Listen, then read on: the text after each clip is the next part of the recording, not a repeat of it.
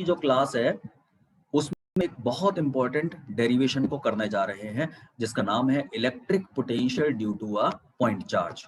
Electric potential due to a point charge मतलब एक point charge के कारण किसी पॉइंट पर इलेक्ट्रिक पोटेंशियल हमें पता करना है। सबसे पहला काम क्या करना है, हमने एक पॉइंट चार्ज Q को ले लिया। हमने एक पॉइंट चार्ज Q को ले लिया। ये चार्ज Q आप यहाँ देख सकते हो और इस Q के प्रभाव क्षेत्र में, Q के प्रभाव क्षेत्र में मतलब Q के इलेक्ट्रिक फील्ड में ये तीन पॉइंट्स आपको नजर आ रहे हैं, पॉइंट P, A और B। P, A और B ये तीनों Q के इलेक्ट्रिक फील्ड के अंदर है। और अगर आप Q के इलेक्ट्रिक फील्ड के बाहर हो, बच्चों अगर आप चार्ज के इलेक्ट्रिक फील्ड के बाहर हो मतलब आप इनफाइनाइट पर हो। तो मैंने ऐसे ही कोई पॉइंट यहाँ ले रखा है, ये वो पॉइंट है जो कि इंफिनिटी पर है। ठीक है, this is a point which lies at infinity. तो अब A और B और P ये तीनों पॉइंट्स Q के इलेक्ट्रिक फील्ड में है। मैं यहाँ लिख दे रहा हूं कि points A, B and P are in the electric field, are in the electric field. A, B और P ये तीनों पॉइंट्स Q के इलेक्ट्रिक फील्ड के अंदर हैं। दूसरी बात, A and B are very close to each other. A and B are very close to each other. बच्चों ये दोनों पॉइंट्स जो A और B हैं ये एक दूसरे के काफी नजदीक हैं। अच्छा, ये जो A से B तक की दूरी है ए बी, ये किसके बराबर है, dx के बराबर है। A B this distance is equal to x। अब आपको क्या करना है, आपको पॉइंट P पर ये जो चार्ज Q है, पॉइंट चार्ज Q है, इससे r डिस्टेंस पर एक पॉइंट P है जहां पर इलेक्ट्रिक पोटेंशियल आपको कैलकुलेट करना है। Q से R दूरी पर पॉइंट P पर इलेक्ट्रिक पोटेंशियल हमें पता लगाना है और उसी के लिए हम इस डेरिवेशन को करने जा रहे हैं। अब बच्चों हमने क्या किया, इस पूरे फिगर में जो चीज मिसिंग थी अब हम उसे यहां लेकर आते हैं। हम कहीं से एक टेस्ट चार्ज को पकड़कर लाते हैं और टेस्ट चार्ज को यहां लाकर रख देते हैं B पर।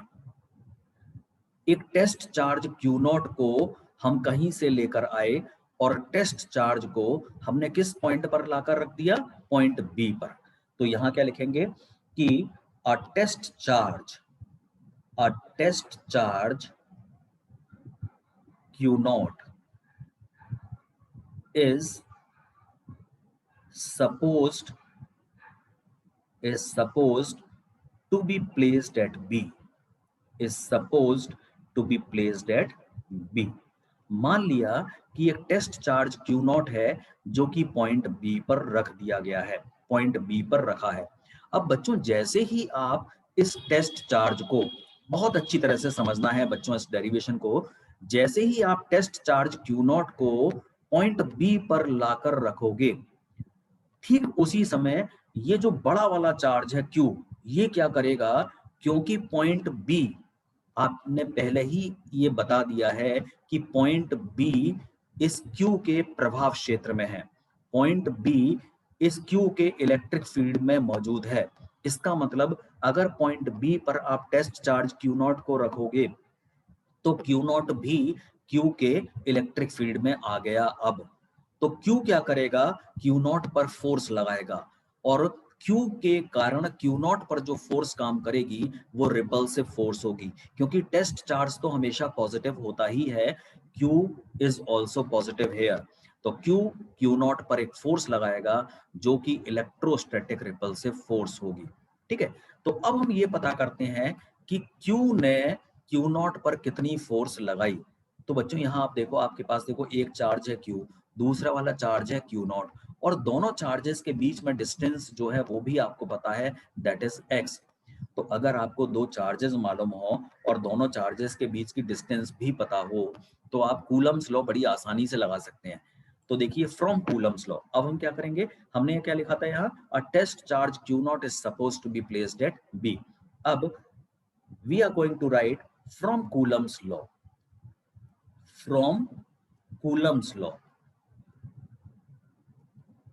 कूलम्स लॉ से, कूलम के नियम से force on q naught, q naught पर कितनी फोर्स काम करेगी बच्चों, F is equal to 1/4 pi epsilon naught. Electrostatic force का फॉर्मूला आप सभी को पता होगा, 1/4 pi epsilon naught Q1 Q2 upon r square. तो यहाँ Q1 की जगह क्या लिखने वाले हैं हम, Q, Q2 की जगह क्या लिखने वाले हैं, Q naught upon r square, और Q नॉट के बीच की डिस्टेंस है x, this is x square. तो बच्चों हमने यहाँ ये पता कर लिया सबसे पहले कि जैसे ही आपने Q नॉट को पॉइंट B पर लाकर रखा, तुरंत Q ने Q नॉट पर इलेक्ट्रोस्टैटिक फोर्स को लगाया, और वो फोर्स रिपल्सिव फोर्स है। Q नॉट पर काम करने वाली फोर्स कितनी है, F is equal to 1/4 pi epsilon naught Q naught upon x square. अब जो अगला स्टेप है जो हम करने वाले हैं वो ये, हम ये पता करने वाले हैं कि अगर मैं इस Q नॉट चार्ज को, ये जो टेस्ट चार्ज Q नॉट है, अगर इस Q नॉट चार्ज को हम पॉइंट B से पॉइंट A मूव कराते हैं, if this test charge Q naught is displaced from point B to point A, that is by a distance dx, then how much is the work done? Q naught को B से A तक ले जाने के लिए हमें कितना काम करना पड़ेगा, ये हम पता करने जा रहे हैं। तो देखिए आगे बढ़ते हैं। अब यहां से Q नॉट को, अगला पार्ट जो हम कैलकुलेट करने वाले हैं, अब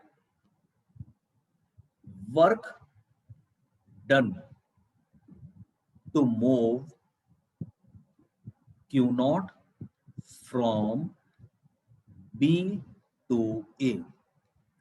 अच्छा, जब आप बच्चों वर्क पता करने जा रहे हैं, चार्ज Q नॉट को आपने B से A मूव कराया है, तो वर्क का फॉर्मूला क्लास 11th में आपने पढ़ा था, Fs cos थीटा होता है, W is equal to Fs cos theta. यहाँ बच्चों Q नॉट पर फोर्स जो काम कर रही है वो कितनी है, 1/4 pi epsilon naught Q naught over x square. ठीक है, ये तो फोर्स है। अच्छा, Q नॉट को आप B से A मूव करा रहे हो, और आपको मालूम है A से B तक की जो दूरी है या डिस्प्लेसमेंट है वो कितना है, dx। तो s की जगह आप रखोगे dx। अच्छा, यहाँ थीटा, बच्चों थीटा जो होता है वो होता है फोर्स और डिस्प्लेसमेंट के बीच का angle. Theta is the angle between force and displacement. तो आपको फिगर में this is very much clear कि आप देखें यहाँ फोर्स जो काम कर रही है Q नॉट पर, टेस्ट चार्ज Q नॉट पर लगने वाली फोर्स तो है राइट की तरफ, लेकिन आप Q नॉट को मूव करा रहे हो लेफ्ट की तरफ। तो फोर्स और डिस्प्लेसमेंट के बीच में बनने वाला एंगल कितना है, 180 डिग्री। तो फोर्स और डिस्प्लेसमेंट के बीच में जो एंगल है वो है 180 डिग्री। तो अब यहाँ थीटा की जगह हम 180 डिग्री रखेंगे बेटा, तो दिस इज 180 डिग्री। अच्छा, आपको मालूम है cos 180 कितना होता है, -1 होता है। Minus cos 180 is equal to -1, तो this is -1/4 pi epsilon naught Q naught over x square into dx। अच्छा, W, देखिए आपने Q नॉट को आपने B से A मूव कराया है, और B से A तक की जो दूरी है वो बहुत कम है। तो जब B से A तक की दूरी बहुत कम होगी तो जो वर्क होगा वो भी तो बहुत कम होगा। तो W को हम W नहीं लिखेंगे, we will be writing DW here. तो हमने बच्चों ये पता कर लिया कि Q नॉट को अगर हम केवल B से A मूव कराएं by a very small distance dx, then how much is the work done? dw is equal to -1/4 pi epsilon naught q naught upon x square into dx। ये हो गई हमारी इक्वेशन नंबर 2। अब देखें, if charge q naught were to be brought from, if charge q naught were to be brought from infinite या infinity to point P in the electric field, 2 point P in the electric field, then अब देखिए बच्चों, यहां मैंने लिखा है if charge Q naught were to be brought from infinity to point P in the electric field. तो यहां एक बार फिर से फिगर की तरफ लौटते हैं और यहां फिगर में देखें, जो फिगर आपके पास बना हुआ है बच्चों, यहां देखो, अभी आपने चार्ज Q नॉट को B पर रखा है, Q नॉट को आपने B पर रखा है, तो अभी वर्तमान में in present situation the distance of Q naught from Q से Q naught की दूरी अभी कितनी है x, Q से Q naught की दूरी जो अभी है वो कितनी है x। लेकिन अगर Q naught शुरू में B पर नहीं होता, ध्यान से सुनना है, ध्यान से समझना है, अगर ये test charge Q naught initially were not present at point B, अगर इस Q नॉट को मान लीजिए शुरू में ये इंफिनिटी पर रखा होता, Q नॉट अगर शुरू में इंफिनिटी पर रखा होता, तो बच्चों अगर ये शुरू में इंफिनिटी पर होता, तब Q से Q नॉट की दूरी तब क्या हो जाती, अगर मैं Q नॉट को इनिशियली इनफाइनाइट पर रखा हुआ मानता, तब Q से Q नॉट की दूरी कितनी हो जाती, infinite. If Q naught were supposed to be placed at this point which is at infinite, then the distance of Q naught from this charge Q would have been infinite। और अगर इस Q naught को जिसको मैंने B से A move कराया है, Q naught को अभी तो हमने क्या किया है, हमने ये पता किया है कि Q naught को अगर हम B से A मूव कराएं तो हमें कितना काम करना पड़ेगा। लेकिन बच्चों अगर वास्तव में Q नॉट पहले B पर ना होकर इनफाइनाइट पर होता और इसे हम इनफाइनाइट से पॉइंट B पर लेकर आते, Q नॉट को इनफाइनाइट से पॉइंट B पर मूव कराते, तो हमने Q नॉट को कहां से कहां मूव कराना था, इन्फिनिटी से इसे पॉइंट B P पर लेकर आना था। अगर Q नॉट को आप पॉइंट P पर लाकर रखते, तो जब Q नॉट को पॉइंट P पर लाकर रखते, तो पॉइंट P की Q से दूरी आप कितनी देख रहे हो, R, तब x2 कितना होता बच्चों, R। तो वास्तव में अभी तो आप देखो Q नॉट को हमने B पर रखा मान लिया है और Q से Q नॉट की दूरी x है, लेकिन यदि Q नॉट शुरू में B पर नहीं होता बल्कि इन्फिनिटी पर होता, तब इस बड़े चार्ज यानी कि मेन चार्ज से Q नॉट की दूरी होती इनफाइनाइट और तब Q नॉट को हम इन्फिनिटी से सीधे पॉइंट P तक लैंड कराते, मूव कराते। तो जब P पर ले आते, फाइनली पॉइंट P पर ले आते, तब चार्ज Q से P तक की दूरी कितनी है, R। तब Q नॉट जो होता, जो P पर आ चुका होता, तब Q से उसकी डिस्टेंस कितनी हो जाती, R। तब x2 would have been R। तो वास्तव में अगर मैं आपसे ये कह रहा हूं कि if Q naught were to be brought from infinity to a point P in the electric field, it means I have to take the initial distance x1 as infinite and the final distance x2 as r। या सीधे शब्दों में बात करें, मुझे Q naught को infinity से r तक लाना है और ये इंफिनिटी से r तक लाना है, ये दूरी मैं कहां से बात कर रहा हूं, चार्ज Q से। तो अब आगे बढ़ते हैं, यहां से अभी तक देखिए हमने जो कुछ भी लिखा उस पर लौट के आते हैं। मैंने लिखा है कि if charge Q naught were to be brought from infinity to point P in the electric field, then x1 infinite होना चाहिए और x2 R होना चाहिए। तो above dw is to be integrated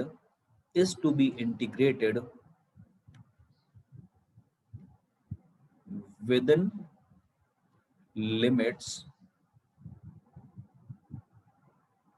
x1 is equal to infinite to x2 is equal to r to get the total work done. To get the total work done.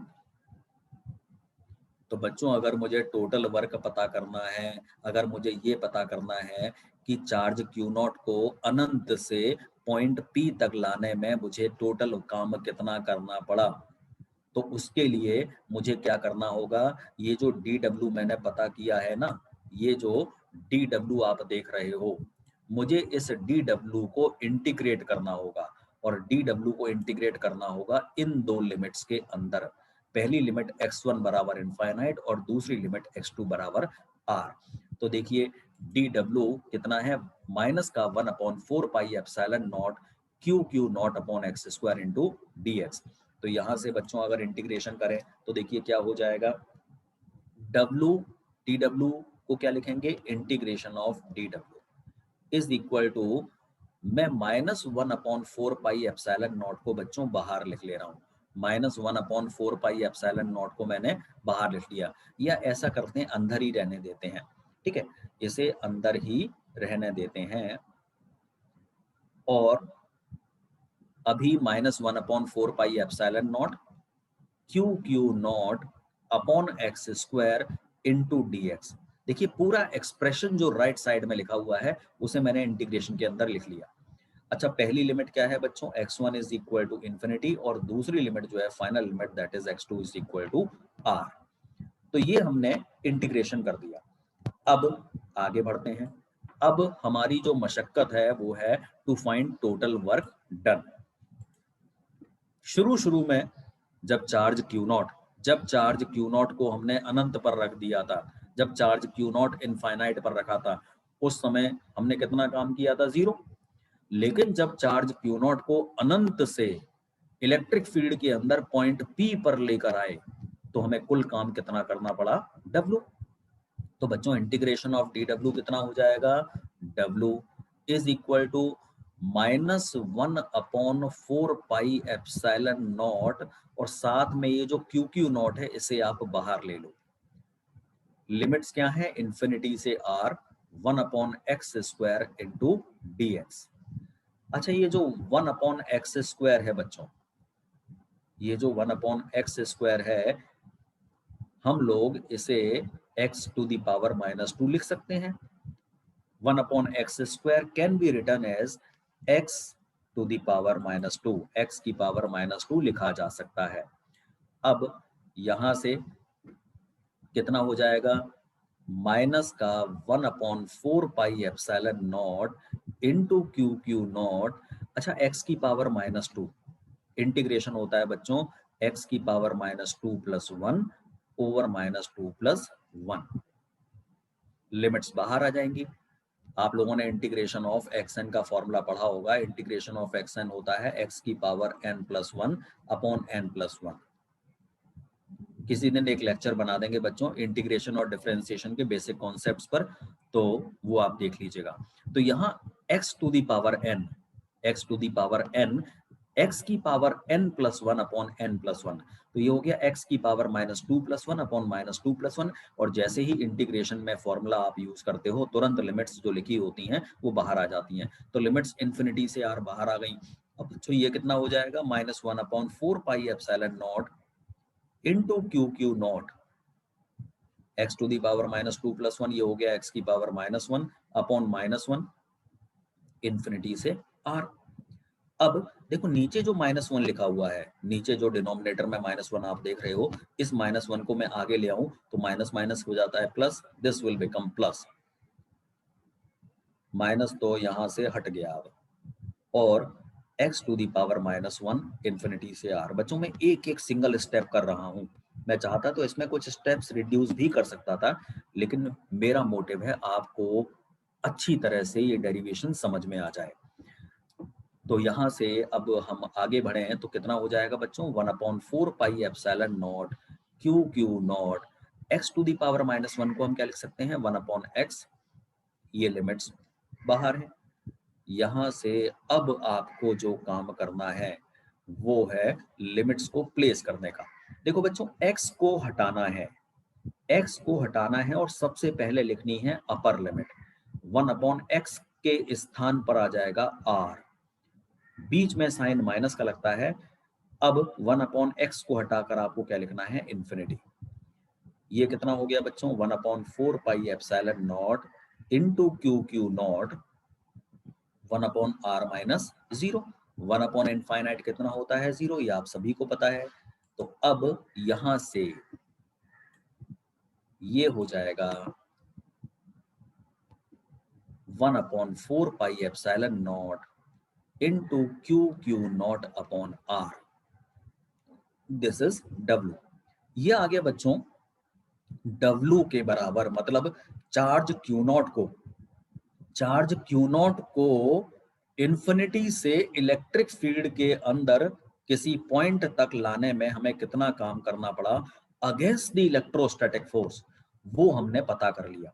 The work done to move a charge Q naught from infinity to a point in the electric field against the electrostatic force, this is W। लेकिन electric potential की definition क्या होती है, work done to move a unit positive charge from infinity to a point in the electric field against the electrostatic force. तो यहां से हमें Q naught को W के नीचे लाना होगा। ये हो गया 1/4 pi epsilon naught into Q upon R। और बच्चों यहां W upon Q not V के बराबर है, इलेक्ट्रिक पोटेंशियल के बराबर है। W अपॉन Q नॉट जो है that is equal to electric potential. यहां से W अपॉन Q नॉट को आपने लिखा इलेक्ट्रिक पोटेंशियल V के बराबर, और फिर W अपॉन Q नॉट को आपने क्या लिख दिया, V। तो ये हो गया V is equal to 1/4 pi epsilon naught Q upon R। Finally हम लोगों ने ये बहुत इंपॉर्टेंट डेरिवेशन कर लिया है। हमने ये पता कर लिया है कि एक पॉइंट चार्ज Q से R डिस्टेंस पर किसी पॉइंट पर पोटेंशियल कितना होता है। पॉइंट चार्ज Q से R डिस्टेंस पर किसी पॉइंट पर पोटेंशियल कितना होता है बच्चों, 1/4 pi epsilon naught Q upon R। This is the formula for electric potential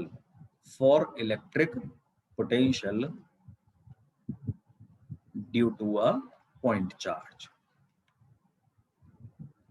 This is the formula for electric potential due to a point charge. अच्छा बच्चों, आपको ये भी ध्यान रखना है कि अगर चार्ज पॉजिटिव होगा तो पोटेंशियल भी पॉजिटिव होगा, क्योंकि पोटेंशियल के फॉर्मूले में आपको चार्ज का साइन लेना है।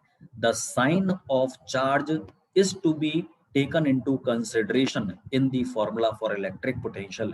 पोटेंशियल के फॉर्मूला में चार्ज का साइन भी लिया जाएगा, तो मतलब चार्ज पॉजिटिव होगा तो पोटेंशियल पॉजिटिव निकल कर आएगा, और अगर चार्ज नेगेटिव है तो Q को साइन के साथ रखोगे तो पोटेंशियल कैसा निकल कर आएगा, नेगेटिव। तो इस तरह से आपने ये पता कर लिया कि एक पॉइंट चार्ज Q से R दूरी पर पोटेंशियल कितना होता है। बच्चों, I hope you have understood this derivation very